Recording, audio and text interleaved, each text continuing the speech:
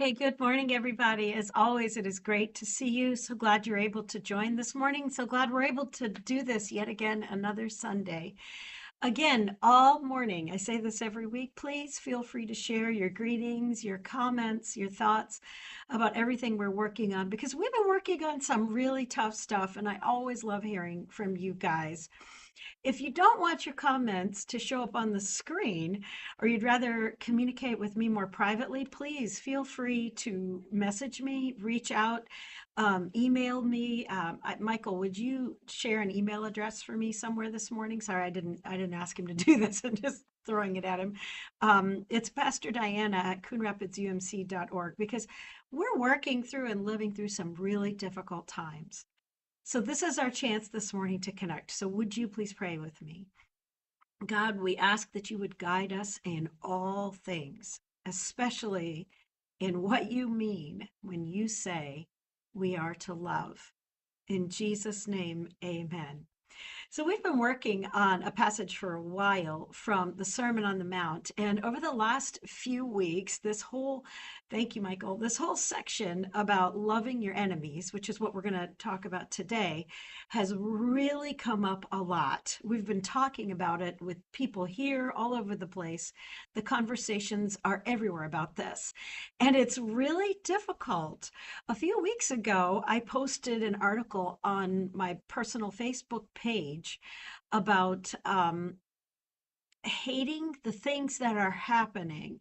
It was an article written by John Pavlovitz, and the cover photo on it was a field and a hand with a middle finger sticking up, and that was the cover photo.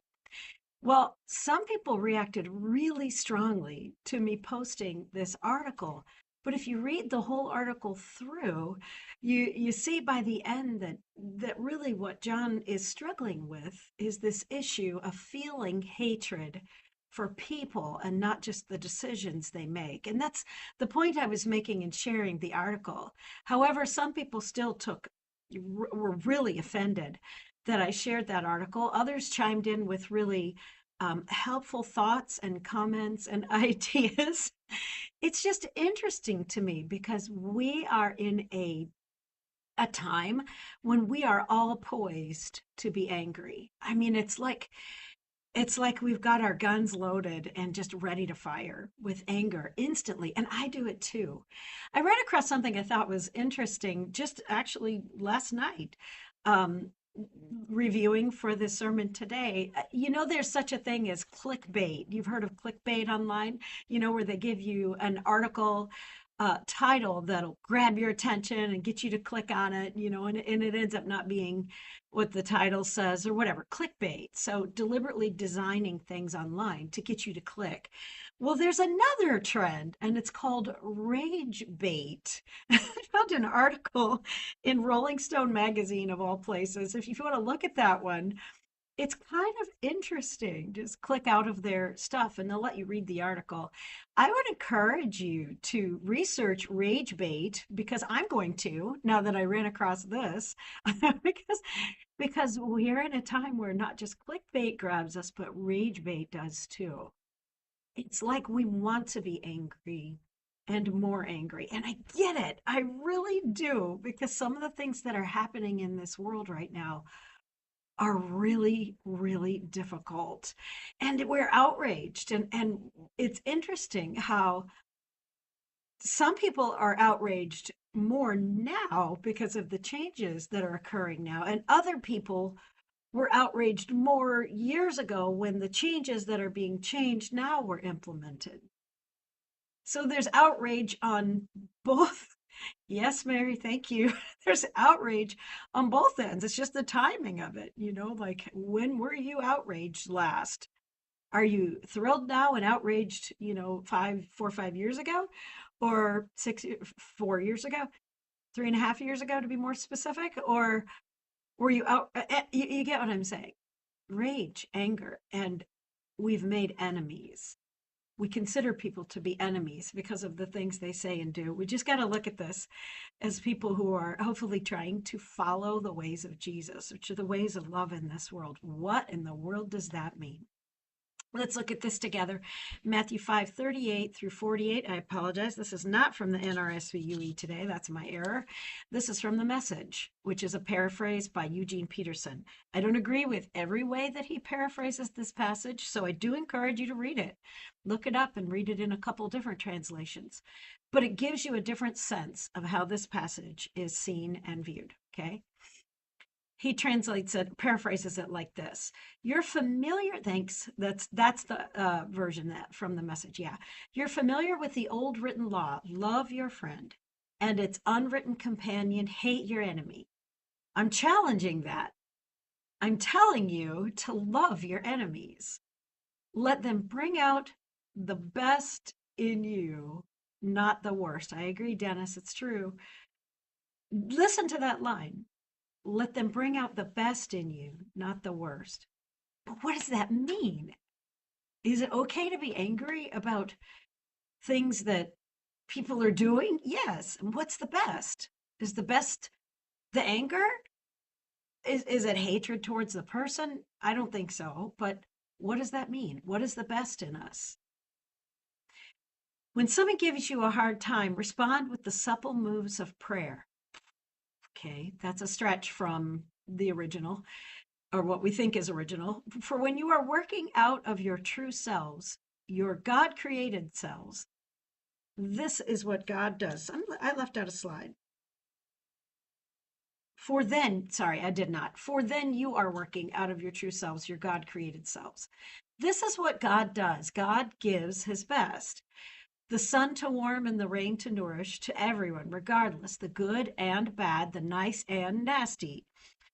How do you define that? If all you do is love the lovable, do you expect a bonus? How do you define lovable? Anybody can do that. If you simply say hello to those who greet you, do you expect a medal? Any run of the mill sinner does that.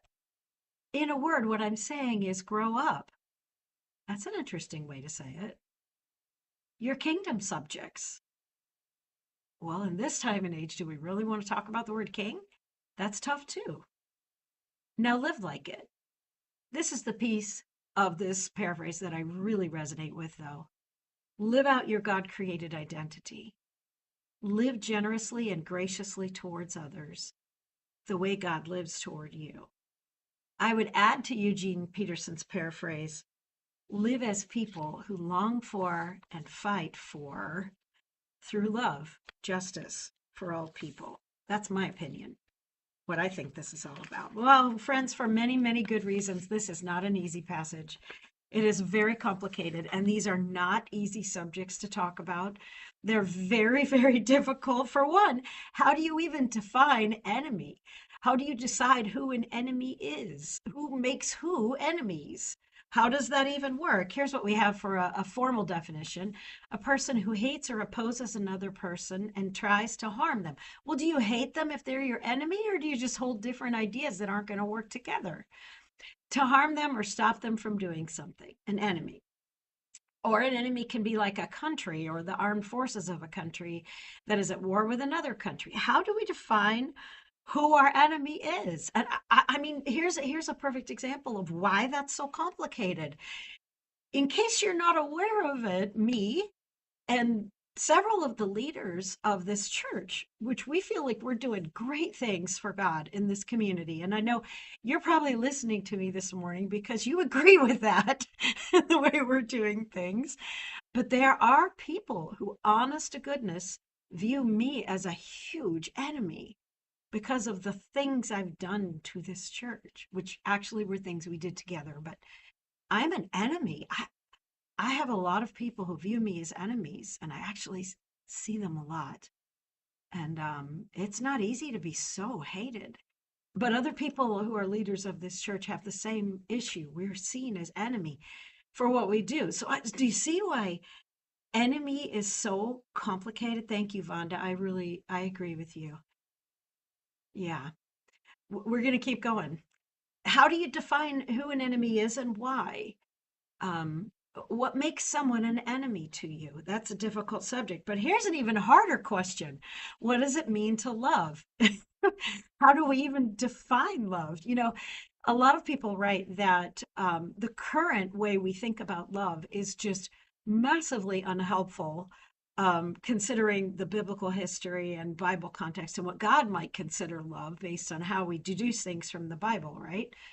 Um, but how do we define love? What does it mean to be loving? What does it look like to be loving? Because frankly, me watching someone else get bullied and not doing anything about it, I don't think that's loving. I think it's loving to stand up for people. And you get me? Yes, Mary, it is. At some point, isn't the point of every Christian sermon at some level, every Christian sermon supposed to help define what love means? I think it is. It's what we talk about every single week. So when Jesus says to love your enemies, what in the world is he saying? It looks so simple. It's three words. It's not. It's really complex. How do you decide who an enemy is and what in the world does it look like to love them? Well, on a very base level, I can tell you that it is really hard for me to love some people who I actually consider their ideas to be enemies now. Um, it's really hard for me to love people, or it has been. I'm learning a lot too. And although I do hate things that are happening now, and I do long for justice and for love to prevail, I do I do think that some people are behaving in ways that are enemies to God's plan. That's what I think. We're going to get a little help from Tim Mackey again this morning and the Bible Project. And I'm using them heavily as a source today. Even through the rest of the content I'm going to share with you, for the most part, I'm using the Bible Project. Well, other people too, but the Bible Project as a source, again, as in last week. Okay. It's the same podcast I encouraged you to listen to last week. I encourage you to listen to it again this week. I always say this, I don't agree with everything they say, I don't think. But it's a good one. It's really good about loving enemies. Okay. So if this is something you're struggling with, this is a good source to listen to right now. Okay. So here's how Tim Mackey talks about this. He says Jesus is referring to agape love, which by Bible definition is a different thing than romantic love. And that's what we think of today when we think of love. We think of romantic love or feelings love, familial love, like I love my kids, love my grandkids, I love my spouse. But this is different.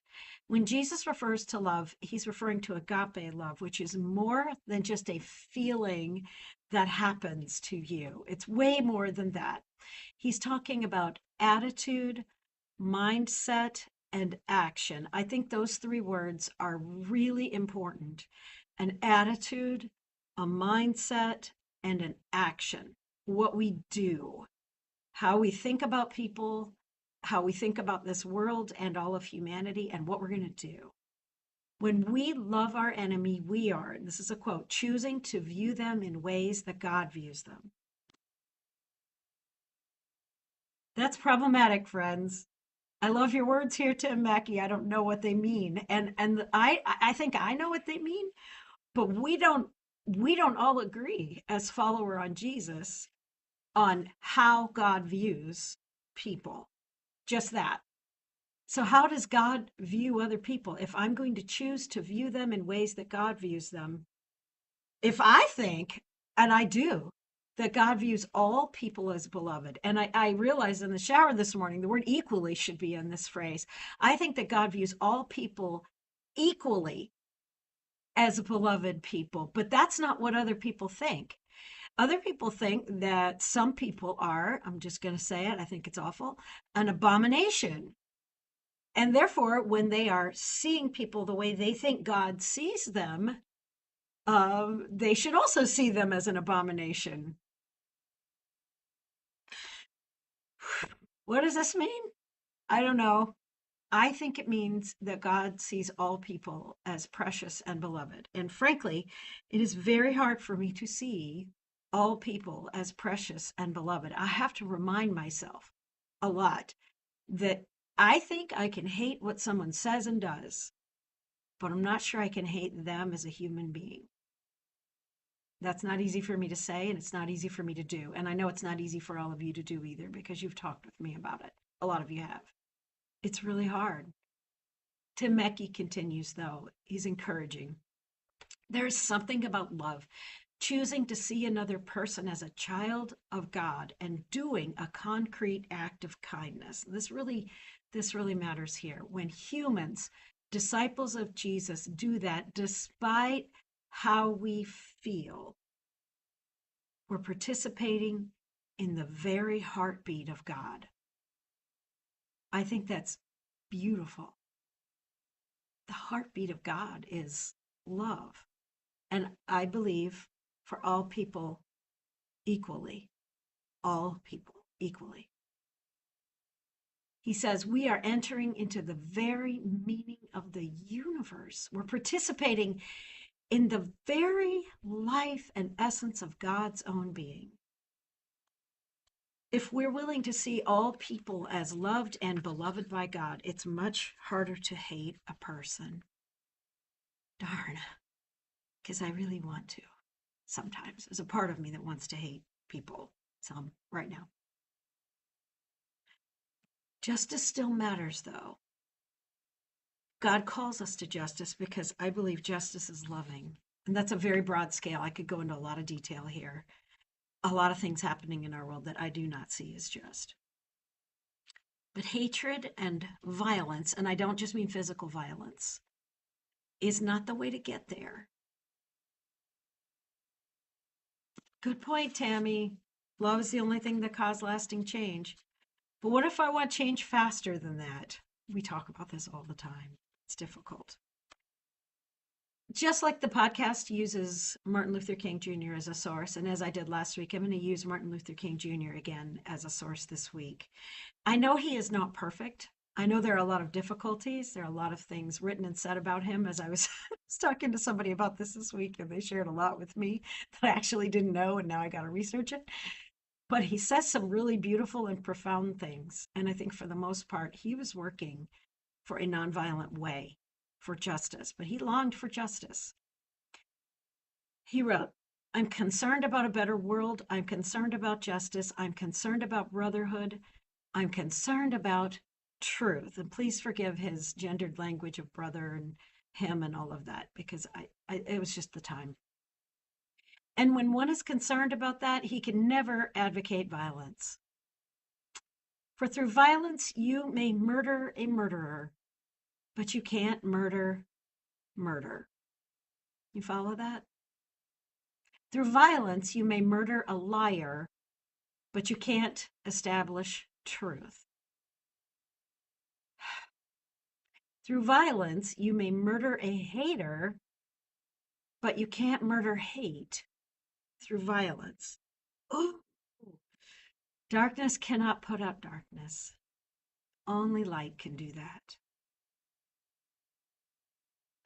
In this podcast, they talk about Martin Luther King Jr. commitment card. Hang on, I gotta look at her name. It's Michelle Jones, who's a part of this, along with Tim Mackey and John Collins. And Michelle Jones shares about a commitment card that Martin Luther King Jr. had the people who were a part of his movement agree to. I want you to hear the commitments that they made. If you've never heard this before, this is important to see. These are the commitments they made, and they might be helpful to you. They were helpful to me. Here's what he said: meditate daily on the teachings and life of Jesus. I believe that. No matter what you believe about Jesus, if you're not so sure about Jesus, if you read these things, you cannot get around the love of God through Jesus. You cannot get around love. It's there. Jesus was about love and sacrifice and strength. 2, remember always that the nonviolent movement in Birmingham seeks justice and reconciliation, not victory. That's fascinating to me. Justice and reconciliation are not always victory in some people's minds. Tammy, like my comment to yours, I want change faster than just loving people into it. It takes longer that way. But we're not looking for victory. We're looking for justice and reconciliation. Be sure that's what we're looking for. Walk and talk in the manner of love, for God is love. Okay. Pray daily to be used by God in order that all people I'll say, might be free. Yeah. We're going to talk about that a little more too. Sacrifice personal wishes in order that all people might be free. Now, does that sound like Jesus? That is a core teaching of Jesus. Except that Jesus' personal wishes were that all people would be free. Observe with both friend and foe the ordinary rules of courtesy. Oh man, wouldn't it be great? Courtesy is so important. Just be polite, for crying out loud. We just have to be respectful. That's hard. Seek to perform regular service for others and for the world. Yes, that's a part of this movement. I'm so glad that in his political movement he included this idea. Just care for people, do good things. Refrain from the violence of fist, tongue, or heart. Yep.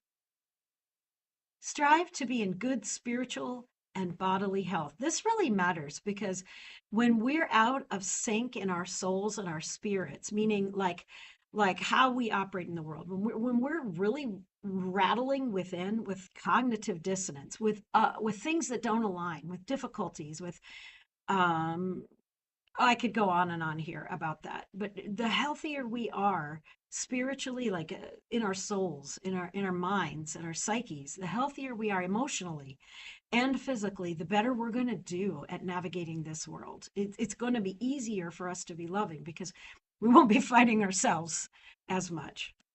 And lastly, follow the directions of the movement and of the captain on a demonstration. That's funny. That's number 10. That's basically saying, hey, don't mess up. Don't do something stupid. Okay. Listen, but I want to look back specifically at this one again, and it's just like the one before it. Sacrifice personal wishes in order that all men might be free. Um, from the podcast I referenced, Tim Mackey, John Collins, and Michelle Jones address this one specifically.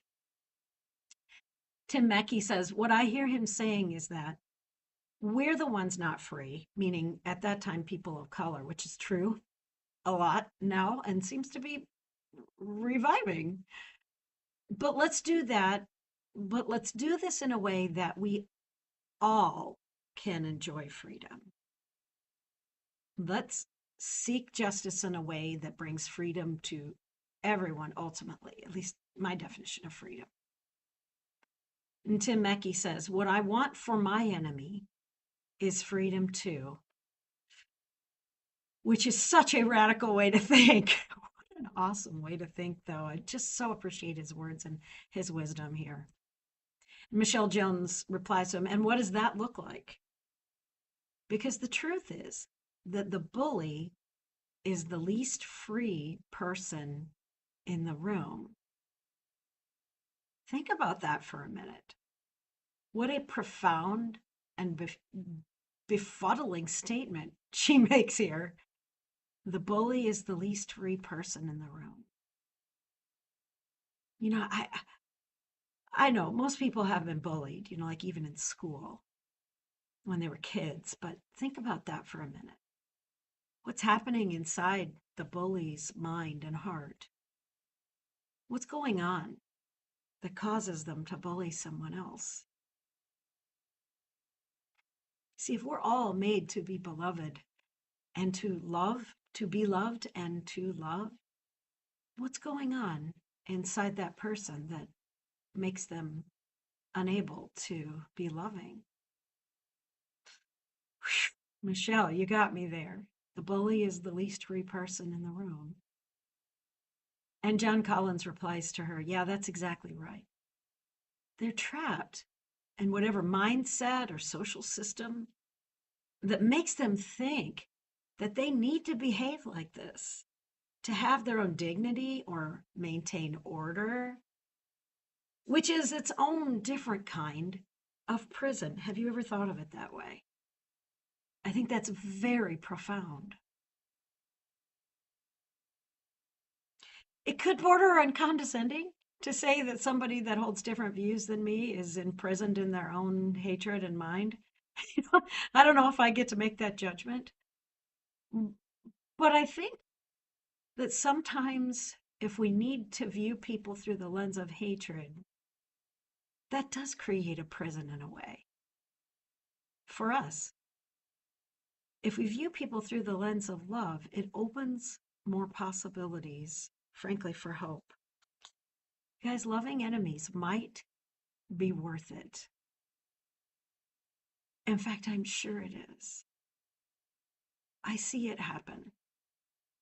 I said earlier that there are people who consider me and some leaders of this church to be enemies because of the changes we've made here. And it's just, I don't hate them and I don't consider them enemies, but I watch because for different events and things that happen here, they return. And it's hard. It's hard to be glared at and to be hated.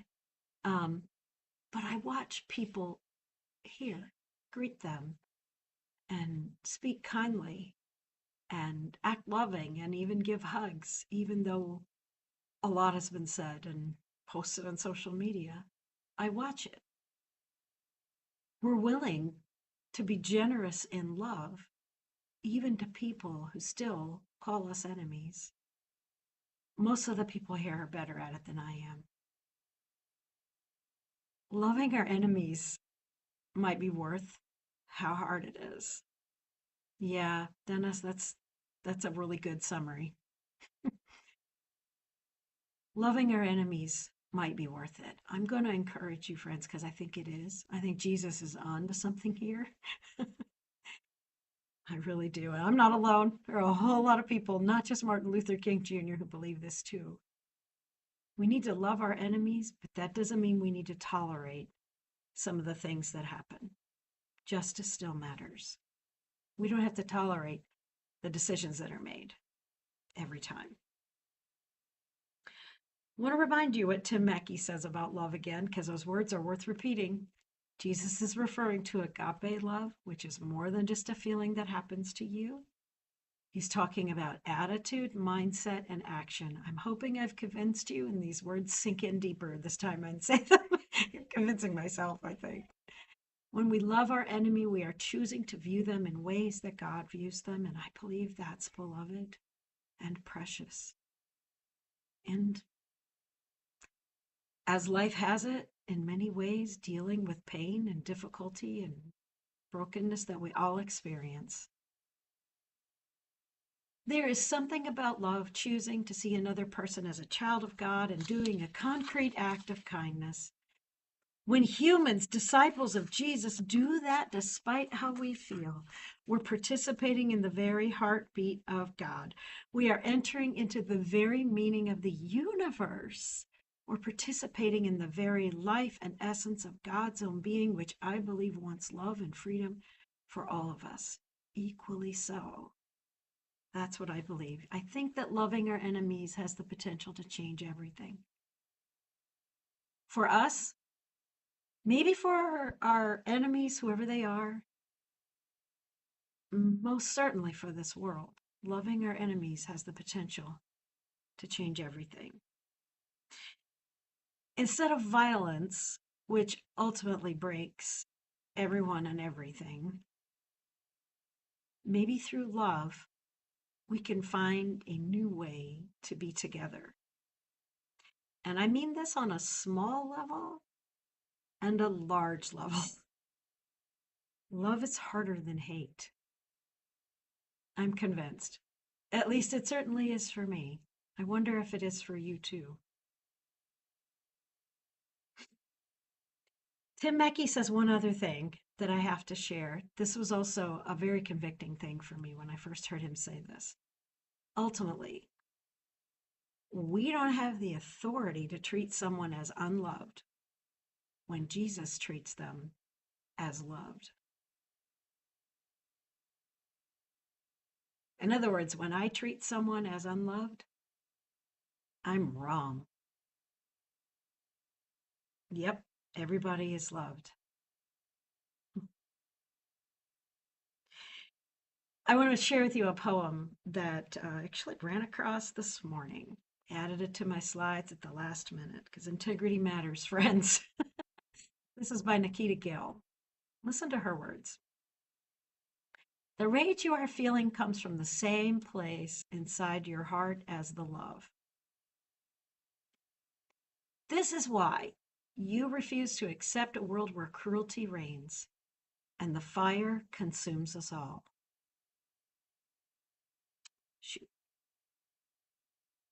You have known hope and joy and kindness like you have known water. And justice is like a river that demands you do not give up on it. I think the way to justice is, yes, love. It takes longer and it's harder. It's worth it. So I'm praying for you today that the anger or hatred, even outrage in your heart, would be directed to the ideas. And something in your spirit and in your heart will be able and willing to view all people as people. They're just human beings. It doesn't mean we have to let someone bully someone else, but hating the person is easier than loving them. I don't know, maybe I'm not making a lot of sense right at this moment, but I hope you know what I'm trying to say to you. Integrity matters. If we're going to be people of love, we have to think about that. We have to actually be loving to all people. Yeah.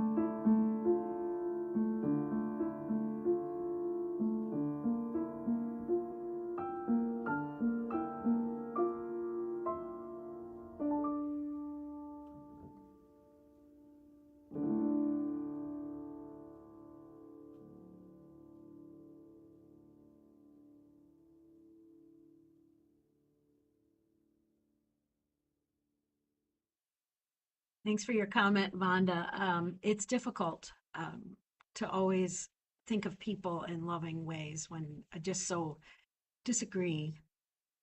You don't see actions that are loving. It's just how it's how God calls us to be. And I think it's right. I think it's the only way this works, even though it's hard. So I just encourage you, friends, to keep working on yourself and your relationships and your view of other people and of all these things through this time. Take care of yourself, and keep working for what matters in this world. Keep working for justice. Keep be considerate and caring. It matters so much. People who are intent on making this world a better place, people who are working to follow Jesus, follow after the ways of love. I just encourage you. Keep going, keep trying, reach out when it's tough. Let's keep working together. Take care, everybody. Much, much, much love to you. If you want to watch the next 3 minutes, you'll get some great ideas, and it's a really great song, too. So take care, everybody. I'll see you soon.